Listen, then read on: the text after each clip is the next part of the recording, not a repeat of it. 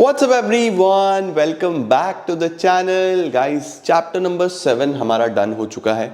आज chapter number 8 के साथ शुरुआत करेंगे जिसका नाम है इनकम डिटर्मिनेशन एंड मल्टीप्लायर। दो कॉन्सेप्ट्स हैं बच्चों, अगर एक ही पार्ट में हो गया वन शॉट ही तो मैं वन शॉट करा दूंगा, दो पार्ट्स हुए तो मैंने आज का दिन इसी को डेडिकेट किया है। तो देखते हैं वीडियो की लेंथ कैसी होती है। अगर एक ही में हुआ तो बस ये 6 बजे आपके पास आ ही जाएगा, एक में नहीं हुआ तो एक 6 बजे, एक 8 बजे और चैप्टर हमारा क्लोज। तो चलिए जल्दी से शुरू करते हैं और समझना शुरू करते हैं कि इसके अंदर क्या क्या कौन कौन से टॉपिक्स और कैसे कैसे हमें पढ़ने हैं। चलिए जल्दी से लेट्स बिगिन।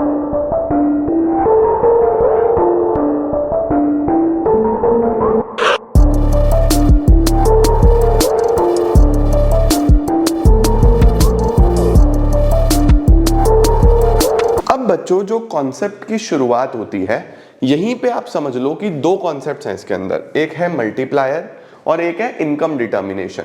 अब सर ये इनकम डिटर्मिनेशन क्या है बच्चों? इनकम डिटर्मिनेशन का मतलब है इक्विलिब्रियम लेवल ऑफ इनकम। जैसे हम लोगों ने क्लास 11th में भी इक्विलिब्रियम पढ़ा था ना कि एक इकोनॉमी में कंज्यूमर कहाँ पे इक्विलिब्रियम पे होगा, कंज्यूमर्स इक्विलिब्रियम, प्रोड्यूसर कहाँ पे इक्विलिब्रियम पे होगा, प्रोड्यूसर्स इक्विलिब्रियम, मार्केट कहाँ पे इक्विलिब्रियम पे होगी, मार्केट इक्विलिब्रियम। उसी तरीके से बच्चों हम यहाँ पे मैक्रो इकोनॉमिक्स में ये सीखने की कोशिश करते हैं कि यहाँ पे इकोनॉमी में इक्विलिब्रियम कहाँ पे आएगा। तो वही चीजें हमें यहाँ पे पढ़नी है। देखो सबसे पहले क्या आ रहा है, डिटर्मिनेशन ऑफ इक्विलिब्रियम लेवल। अब ये जो इक्विलिब्रियम लेवल है ना, इसकी पूरी थियोरी बेटा जी कीन्स ने दी है, प्रोफेसर जेएम कीन्स, KEYNES। तो इसीलिए इसका नाम रखा गया है कीनीजियन थियोरी। ठीक है, तो ये शब्द आप एज इट इज लिख के आना। According to the Keynesian theory, equilibrium condition is generally stated in terms of ADAS approach। बोल रहा है कि जब भी हमें इक्विलिब्रियम देखना होता है तो जनरली हम डिमांड और सप्लाई को चेक करते हैं। अब मैक्रो में तो एग्रीगेट डिमांड और एग्रीगेट सप्लाई चलता है तो हम वही चेक करते हैं। याद करो क्लास 11th में एक मार्केट इक्विलिब्रियम पे कब होती थी? जहां पे डिमांड और सप्लाई एक दूसरे को इंटरसेक्ट करते थे, यानी एक ऐसा पॉइंट जहां पे कंज्यूमर्स भी सेटिस्फाइड है, एक ऐसा पॉइंट जहां पे प्रोड्यूसर्स भी सेटिस्फाइड है। तो डिमांड सप्लाई बिल्कुल इक्वल होती थी उस पॉइंट पे। अब मैक्रो में तो बच्चों डिमांड सप्लाई नहीं होता, मैक्रो में तो एग्रीगेट डिमांड और एग्रीगेट सप्लाई होता है। तो हम बोलते हैं यहां पे इक्विलिब्रियम कहां पे आता है? जहां पे AD बराबर AS होगा, एग्रीगेट डिमांड बराबर एग्रीगेट सप्लाई होगा। देखो लिखा हुआ है economy is in equilibrium when AD for goods and services is equal to AS। इसमें क्या होगा, जितने भी कंज्यूमर्स हैं वो सब भी खुश, जितने भी प्रोड्यूसर्स हैं वो सब भी खुश, तो इकोनॉमी में हमें इक्विलिब्रियम देखने को मिलेगा। राइट, देखो इक्विलिब्रियम कैसे मिलेगा? जहां पे AD बराबर AS होगा। ठीक है, अब AD क्या होता है? C+I, AS क्या होता है? C+S। तो AD C+I है, AS C+S है। अब AD बराबर AS को C+I बराबर C+S भी तो रख सकता हूं, है ना?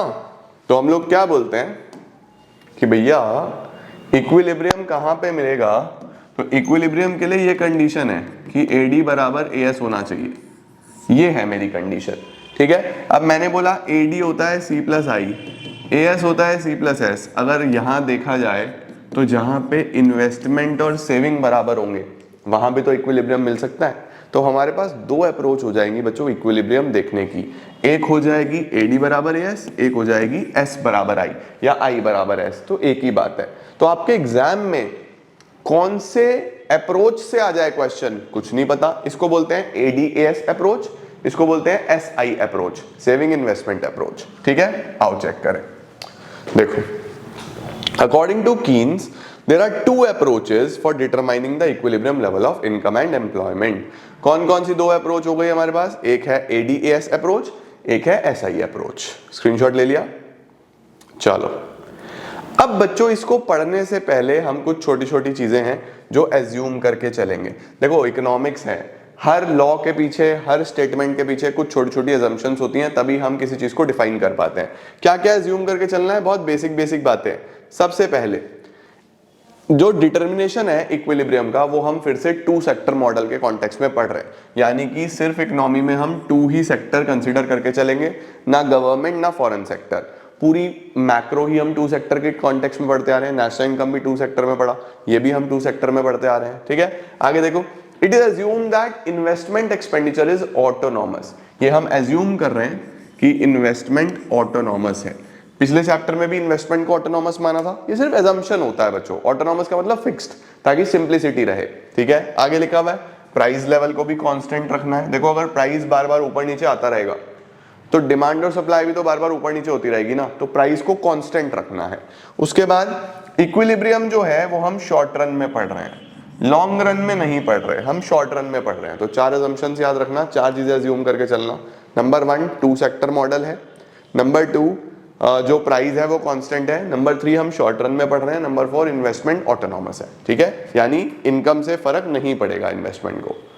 चलो सर, अब सबसे पहली अप्रोच कौन सी आ रही है बच्चों? ADS approach.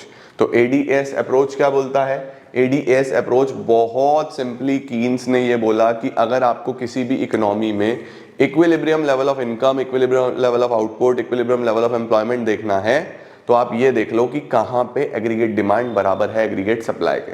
उस लेवल पे प्रोड्यूसर्स भी खुश होंगे, कंज्यूमर्स भी खुश होंगे, लोगों के पास काम भी होगा, क्योंकि देखो फुल डिमांड है, फुल सप्लाई है, इसका मतलब एम्प्लॉयमेंट भी होगा, लोगों के पास इनकम भी होगी। तो equilibrium level of income, equilibrium level of output, equilibrium level of employment वहीं पे होगा जहां पे AD is equal to AS होगा। देखो क्या लिखा है, according to the Keynesian theory equilibrium level of income in an economy is determined where AD, जिसको हम C+I से रिप्रेजेंट करते हैं, इज इक्वल टू AS, यानी कि C+S। अब देखो फिर हमें क्या करेंगे, एडी के बारे में बता देंगे कि एडी के अंदर क्या क्या होता है। भाई एडी के अंदर एक तो कंजम्पशन होता है, एक इन्वेस्टमेंट होता है। वैसे तो C+I+G+X-M चारों चीजें थी ना, लेकिन 2 सेक्टर में हम सिर्फ क्या पढ़ते हैं कि AD is equal to C+I। तो AD के कंपोनेंट्स को डिफाइन कर देना, एक कंजम्पशन, एक इन्वेस्टमेंट। कंजम्पशन इनकम के साथ ऊपर की तरफ बढ़ता चला जाएगा, इन्वेस्टमेंट ऑटोनॉमस रहने वाला है। लिखा हुआ है consumption expenditure it varies directly with the level of income and investment is assumed to be constant, that is autonomous। तो AD का कर्व कब बनेगा? जब आप C+I को इक्वल रख दोगे। ठीक है, अब देखो, अब एक टेबल हो गई। सर ये टेबल कौन सी है? टेबल बच्चों वही है जो आप अभी तक पढ़ते आ रहे हो, वही टेबल है, सेम टू सेम। आ जाओ, इसके अंदर हमने कुछ भी चेंज नहीं करा है, वही टेबल है जो आप अभी तक पढ़ते आए हो, यानी कि इनकम 0, 100, 200, 300, 400, 500, 600, 500 तक ले लेना, 600 तक ले लेना। ठीक है, उसके बाद कंजम्पशन ले लो, 0 पे 40, उसके बाद 120, फिर 200, फिर 280, फिर आपका 360, फिर 440, फिर 560 या 540,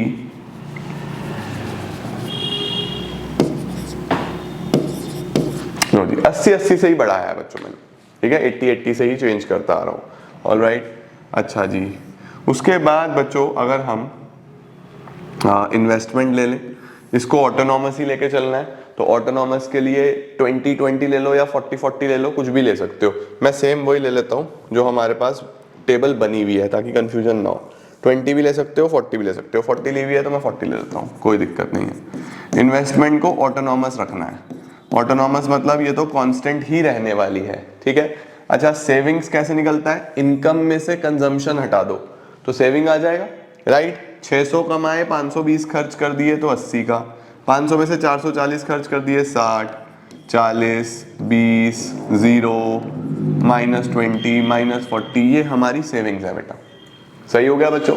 अब AD कैसे निकलता है? AD निकलता है सर C+I, और AS कैसे निकलता है सर? C+S।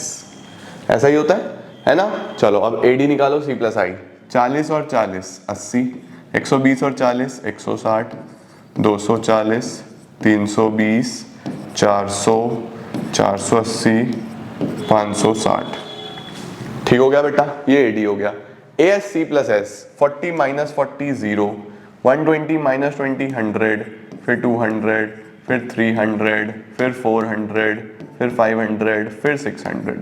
ये मुझे निकालने की भी जरूरत नहीं थी क्योंकि हमें पहले से पता है कि जितना नेशनल इनकम होता है वही AS होता है। पढ़ के आए पिछले चैप्टर में, नेशनल इनकम और AS एक ही बात होती है ना। अब मुझे बताओ ADS अप्रोच से इक्विलिब्रियम कहां पे आएगा? इक्विलिब्रियम एक वो सिचुएशन है बच्चों जहां पे इकोनॉमी में सारे कंज्यूमर्स और सारे प्रोड्यूसर्स एक पॉइंट पे एग्री करेंगे, जहां पे सब खुश होंगे। तो जहां पे AD बराबर AS होगा वो इक्विलिब्रियम होगा। AD बराबर AS किस लेवल पे है? देखो यहां बराबर नहीं है, यहां भी नहीं है, यहां भी नहीं है, ये रहा, ये लेवल 400 वाला जो लेवल है इसको हम बोल देंगे equilibrium level of income, equilibrium level of output, equilibrium level of employment. अब सर एम्प्लॉयमेंट तो इसमें है नहीं, तो एम्प्लॉयमेंट का एक कॉलम और बना दो, उसमें आप 0, 10, 20, 30, 40, 50, 60 ऐसा ले लो। तो इसको आप यहां से और आगे कंटिन्यू करके ये आ जाएगा, ठीक है। अब अगर आप बहुत ध्यान से देखो बच्चों तो यही टेबल आपकी AD/AS अप्रोच में चल जाएगी, क्योंकि AD बराबर AS आ रहा है। इसी पॉइंट पे आप देखो तो S बराबर I भी आ रहा है। तो हमने पीछे पढ़ा था ना कि AD बराबर AS से भी आप इक्विलिब्रियम देख सकते हो, या फिर S बराबर I से भी आप इक्विलिब्रियम देख सकते हो। अब सवाल जो है वो इस तरीके का भी आता है कि इसके ऊपर क्या होगा, यानी जब AD जो है वो ग्रेटर देन AS है, देखो AD ज्यादा है हर लेवल पे, और इसके नीचे क्या होगा जब AD जो है वो लेस देन AS है, राइट। इसी तरीके से सेविंग जो है वो कम है इन्वेस्टमेंट से, यहाँ पे सेविंग जो है वो ज्यादा है इन्वेस्टमेंट से। तो इन्वेस्टमेंट ग्रेटर देन सेविंग में क्या होगा, इन्वेस्टमेंट लेस देन सेविंग्स में क्या होगा। तो ये दोनों ही अप्रोचेस में आपसे सवाल जरूर पूछ लेता है, बट ये टेबल नहीं आप भूल सकते, टेबल जरूर आपको बना के आनी है। ठीक हो गया बच्चों जी, ये टेबल वही है जो हमने पिछले चैप्टर में, पूरे चैप्टर में पढ़ी है। अच्छा, अब हम इसका कर्व देखेंगे। तो आप जब कर्व बनाओगे तो आप देखोगे बेटा कि इधर आप लोग पूरा प्रॉपर वही ले लो, income output employment 0 x y, इधर AD/AS ले लो, और इधर इनकम आउटपुट एम्प्लॉयमेंट ले लो, 100, 200, 300, 400, 500, 600, और इधर भी वही ले लो, 100, 200, 300, 400, 500, 600। ये आ गया बच्चों जी, ठीक है। सबसे पहले जो हमारा AS का कर्व होता है वो तो स्ट्रेट फॉरवर्ड 45 डिग्री बिना सोचे समझे बना सकता हूँ, AS 45 डिग्री है ना। AD बनाना है तो आप पॉइंट टू पॉइंट बच्चों मार्किंग के साथ प्लीज बना लेना अच्छे से। मैं वैसे ही फ्री हैंड बना रहा हूँ आपको समझाने के लिए। इस तरीके से AD का कर्व बन जाएगा, ये आपका AD का कर्व आ जाएगा, ठीक है। AD is represented by C plus I, AS is represented by C plus S। ठीक है सर, क्या हम फ्री हैंड बना सकते हैं? हाँ, हम फ्री हैंड भी बना सकते हैं, कोई दिक्कत नहीं है, ठीक है। अच्छा, जहां पे ये इंटरसेक्ट करेंगे, जहां पे ये इंटरसेक्ट करेंगे, इसी को हम लोग क्या बोल देते हैं, इक्विलिब्रियम। ये equilibrium level of income output employment आ गया, ठीक है। इससे पहले वाले सिचुएशन में यानी यहां पे क्या होगा, यानी जब AD ग्रेटर देन AS है तो क्या होगा, और यहां पे क्या होगा when AD less than AS है। तो देखो बच्चों, जब AD ग्रेटर देन AS होता है इसका मतलब डिमांड बहुत ज्यादा है, सप्लाई इतनी ज्यादा नहीं है। बहुत ज्यादा demand demand demand demand demand demand दुनिया भर की है, सप्लाई इतनी नहीं है। तो बताओ बच्चों, अगर इतनी ज्यादा डिमांड होगी तो जितना प्रोड्यूसर्स ने सोचा था कि हम इन्वेंट्री मेंटेन कर लेंगे या स्टॉक मेंटेन कर लेंगे, क्या उतना कर पाएंगे? जैसे सपोज मैंने सोचा था कि 500 यूनिट बनाता हूं, ठीक है, 400 बिक जाएंगी, 100 मैं स्टॉक मेंटेन करके रखूंगा ताकि शॉर्टेज ना हो। अब डिमांड आ गई 500 की ही, तो मैं स्टॉक तो मेंटेन कर नहीं पाऊंगा। तो बच्चों, जब भी AD ग्रेटर देन AS आ जाता है ना, तो जो मेरा प्लान्ड इन्वेंट्री होता है, जो मेरा प्लान्ड इन्वेंट्री होता है वो फॉल कर जाता है। डिमांड ज्यादा होगी तो मैं इन्वेंट्री नहीं मेंटेन कर पाऊंगा, कम पड़ जाएगा, है ना। अब अगली बार फिर इस इन्वेंट्री लेवल को मेंटेन करने के लिए, क्योंकि इन्वेंट्री तो मेंटेन नहीं कर पा रहा, इन्वेंट्री को मेंटेन करने के लिए बच्चों मुझे प्रोडक्शन बढ़ाना पड़ता है। तो प्रोडक्शन भी बढ़ाना पड़ेगा जिससे लोगों को काम भी मिलेगा, एम्प्लॉयमेंट भी मिलेगा। तो एक्चुअल में क्या होगा, अगर AD ग्रेटर देन AS हो गया, प्लान्ड इन्वेंट्री गिर जाएगा, उसको एक्चुअल लेवल पे लाने के लिए प्रोडक्शन बढ़ाना पड़ेगा और उसके साथ साथ एम्प्लॉयमेंट भी बढ़ जाएगा। वहीं पे अगर ऐसा हो जाए कि डिमांड कम पड़ जाए, एडी कम पड़ जाए, डिमांड कम पड़ जाए, फिर क्या होगा सर? सोचो अब जरा, अगर डिमांड कम पड़ गया, लोगों ने इतना सामान खरीदा ही नहीं जितना हमने सोचा था, तो क्या इन्वेंट्री बढ़ जाएगा, मेरे पास सामान ज्यादा हो जाएगा? तो जो मेरा प्लान्ड इन्वेंट्री है विल राइज, ये बढ़ जाएगा बच्चों। अब इसके बढ़ने से क्या होगा, मेरे पास पहले से ही सामान बहुत बचा हुआ है। सामान जब बहुत बचा हुआ है तो मैं जो प्रोडक्शन है यानी कि जो आउटपुट है उसको कम कर दूंगा, ये फॉल हो जाएगा। ये फॉल होगा तो लोगों का एम्प्लॉयमेंट भी कम होगा। भाई जब पहले से सामान मेरे पास बना हुआ है तो मैं नई लेबर तो नहीं लगाने वाला ना, पहले से सामान बना हुआ है, तो इसका इंपैक्ट होता है कि इन्वेंट्री बढ़ जाता है, जिस वजह से अब नया जो आउटपुट है, प्रोडक्शन है, वो मैं कम करूंगा तो एम्प्लॉयमेंट भी कम होगा। ये पूरा बच्चों आपको पता होना चाहिए, ठीक है ना? परफेक्ट है, ओके। एक बात और ध्यान रखना, इसको इक्विलिब्रियम तो बोलते ही बोलते हैं, इसको इफेक्टिव डिमांड भी बोलते हैं। इफेक्टिव डिमांड क्यों बोलते हैं? इफेक्टिव डिमांड इसलिए बोलते हैं क्योंकि जितनी डिमांड है उतना सप्लाई भी आ रहा है, तो हम उतना ही आउटपुट मैच कर पा रहे हैं, राइट? इसका स्क्रीनशॉट लो बच्चों, ये बहुत इंपॉर्टेंट है। डन। देखो यहां क्या लिखा हुआ, सबसे पहले अगर एग्जाम में आएगा तो आपको क्या करना है, आपको पहले डेफिनेशन लिखनी है ऐसे कि कीनेसियन थ्योरी में इक्विलिब्रियम कहां पे मिलेगा, जहां पे AD बराबर AS होते हैं, ठीक है? फिर हम AD के बारे में एक्सप्लेन कर देंगे कि AD क्या होता है, C प्लस I का मेल होता है, C और I को जोड़ो तो AD बन जाता है।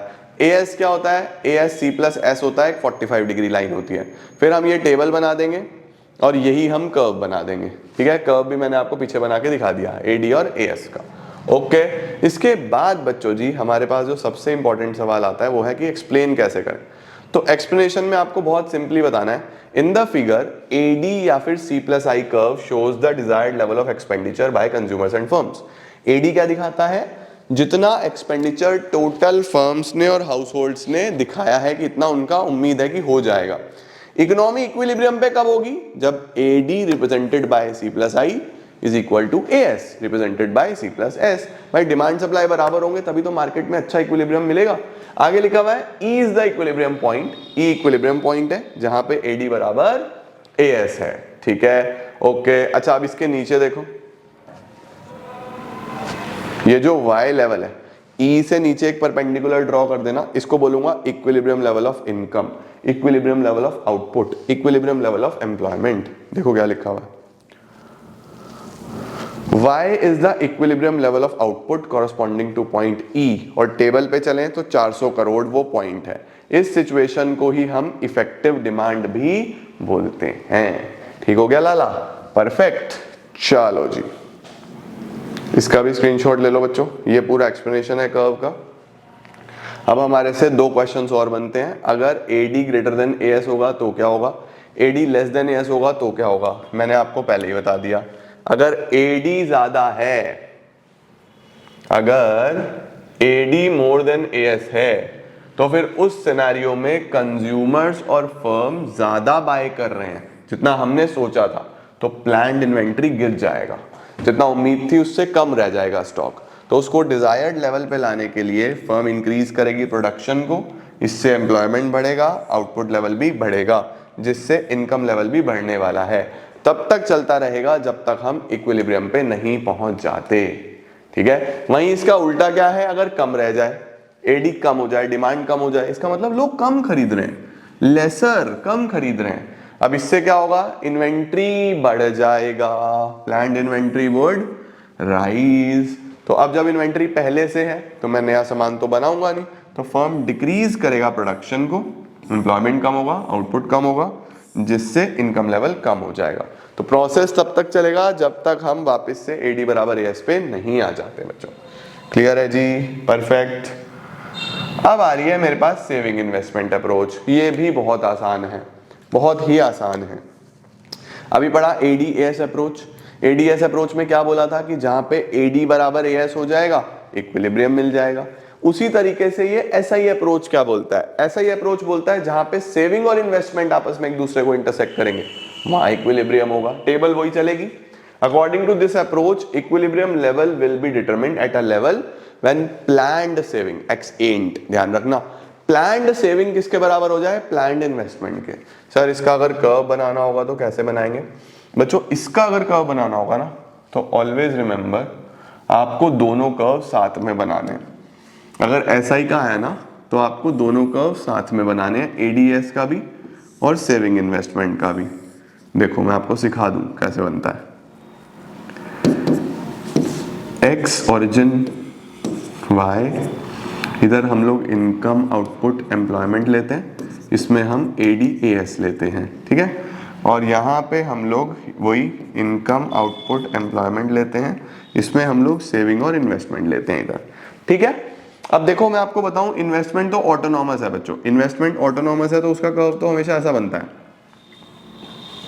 Horizontal straight line parallel to x axis. Saving negative से शुरू होता है, सेविंग नेगेटिव से शुरू होता है तो वो कुछ इस तरीके से चलता है, ये सेविंग्स का कर्व है, नेगेटिव से शुरू होता है। तो सेविंग और इन्वेस्टमेंट कहां पे बराबर आए, यहां पे बराबर आए सेविंग और इन्वेस्टमेंट, ठीक है। अब ऐसे ही ऊपर 45 डिग्री, ये 45 डिग्री, ये क्या है मेरे पास, ये मेरे पास AS है, एग्रीगेट सप्लाई है, यहां से परपेंडिकुलर डाल देना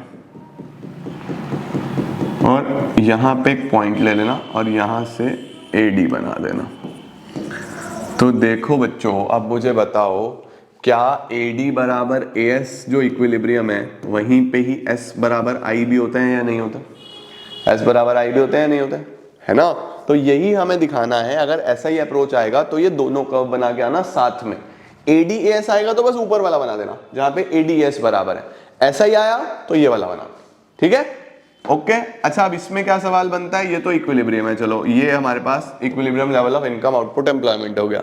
इससे पहले ये वाला पॉइंट, जब इन्वेस्टमेंट ग्रेटर देन सेविंग है तब क्या होगा, इसके बाद जब सेविंग ग्रेटर देन इन्वेस्टमेंट है तब क्या होगा।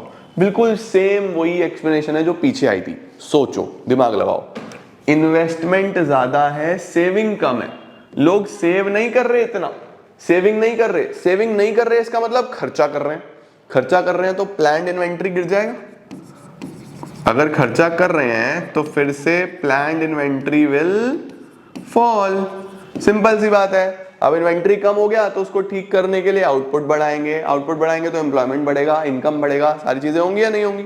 वहीं पे अगर सेविंग ज्यादा हो रही है, सोचो बच्चों, सेविंग ज्यादा हो रही है, सेविंग ज्यादा होने का मतलब है कि लोग खर्चा नहीं कर रहे, खर्चा नहीं कर रहे इसका मतलब है जो हमारा प्लान्ड इन्वेंट्री है वो बढ़ जाएगा, ठीक है, प्लान्ड इन्वेंट्री बढ़ जाएगा। अब इन्वेंट्री बढ़ा होगा तो मैं अगली बार प्रोडक्शन भी नहीं करूंगा, प्रोडक्शन भी नहीं करूंगा तो एम्प्लॉयमेंट भी कम होगा, एम्प्लॉयमेंट कम होगा तो इनकम भी कम होगा, और ये तब तक चलेगा जब तक ये बराबर नहीं आ जाते, राइट। ले लो इसका भी स्क्रीनशॉट, देखो वही टेबल वही कर्व, ठीक है। एक्सप्लेनेशन में क्या लिखोगे, simply investment curve parallel to x axis होती है ऑटोनॉमस नेचर की वजह से, सेविंग कर्व अपवर्ड स्लोपिंग होता है, ठीक है। पहले हमेशा कर्व्स के बारे में बताया करो, पिछले वाले में पहले AD का C+I, AS का C+S सब बताया था ना, उसके बाद इक्विलिब्रियम बता दो। इकोनॉमी इक्विलिब्रियम पे कब होगा, पॉइंट A पे, जहां पे सेविंग और इन्वेस्टमेंट जो है एक दूसरे को इंटरसेक्ट करेंगे, ठीक है जी। इस पॉइंट पे एक्सेंट बराबर होता है एक्सेंट इन्वेस्टमेंट के, OY इक्विलिब्रियम लेवल है और वो 400 करोड़ पे आ जाए, ठीक है जी। जल्दी से इसका भी स्क्रीनशॉट ले लो। अब इसमें आगे क्या आता है बच्चों जी, अगर सेविंग मोर देन इन्वेस्टमेंट हुआ तो क्या, सेविंग लेस देन इन्वेस्टमेंट हुआ तो क्या। तो देखो लिखा हुआ है, अगर सेविंग ज्यादा है तो कॉमन सेंस है ना यार, सेव ज्यादा कर रहे हैं तो खर्चा कम कर रहे हैं, तो देखो लिखा हुआ है, it means that households are not consuming as much as the firms expected them. उससे क्या होगा, इन्वेंट्री लेवल जो है बढ़ जाएगा, फिर उसको क्लियर करने के लिए फर्म प्रोडक्शन कम करेगी, एम्प्लॉयमेंट कम होगा, आउटपुट कम होगा, इनकम कम हो जाएगी, सीधी सी बात है। तब तक चलेगा जब तक S और I बराबर नहीं हो जाते। ऐसे ही इधर अगर सेविंग कम है इसका मतलब खर्चा ज्यादा है, खर्चा ज्यादा है तो इसका मतलब सीधी सी बात है कि भैया इकोनॉमी में डिमांड फुल है, इन्वेंट्री घटेगा, अगली बार प्रोडक्शन बढ़ाना पड़ेगा, एम्प्लॉयमेंट बढ़ाना पड़ेगा, इनकम बढ़ जाएगी सीधी। देखो लिखा हुआ है, it means that households are consuming more and saving less, ठीक है। As a result planned inventory would fall. To bring back the inventory to the desired level, firm क्या करेंगी, प्रोडक्शन बढ़ाएंगी, एम्प्लॉयमेंट बढ़ेगा, आउटपुट भी बढ़ जाएगा, ठीक है जी। अल्टीमेटली वहां पे भी तब तक होंगे चेंजेस जब तक AD AS के बराबर नहीं होता, यहां पे कब तक होंगे जब तक S I के बराबर नहीं होता। तो चलना दोनों ने साइमल्टेनियस साथ में ही है, ठीक है, परफेक्ट सर। लो जी, इक्विलिब्रियम लेवल यहां से पढ़ते हैं अगले क्लास में। आई गेस ये 30 मिनट्स के आसपास का पार्ट हो गया होगा, 25 मिनट का तो हो गया होगा। तो पहले आप इक्विलिब्रियम के अप्रोचेस अच्छे से तैयार कर लो, ठीक है, एडीएस अप्रोच, एसआई अप्रोच अच्छे से तैयारी कर लो। सेकंड पार्ट में इसके मैं आप लोग को मल्टीप्लायर का कॉन्सेप्ट सिखाता हूँ और ये काइंड्स ऑफ इक्विलिब्रियम सिखाता हूँ, जो कि वैसे भी बस बेसिक से ही है, कुछ खास नहीं है इनके अंदर, ठीक है। तो अगली क्लास में मिलते हैं। जल्दी से इसका एक पूरा का पूरा ओवरव्यू ले लो। जो भी किताब फॉलो करते हो एक बार रीडिंग लगा लो, अलग अलग ऑथर्स की आती है, जो भी आप पढ़ते हो वहां से रीडिंग लगा लो और टॉपिक को खत्म करो, ठीक है। Thank you so much everyone for joining in. I am gonna see you all super soon. Till then see ya, take care, bye bye, keep growing, keep glowing and keep smiling.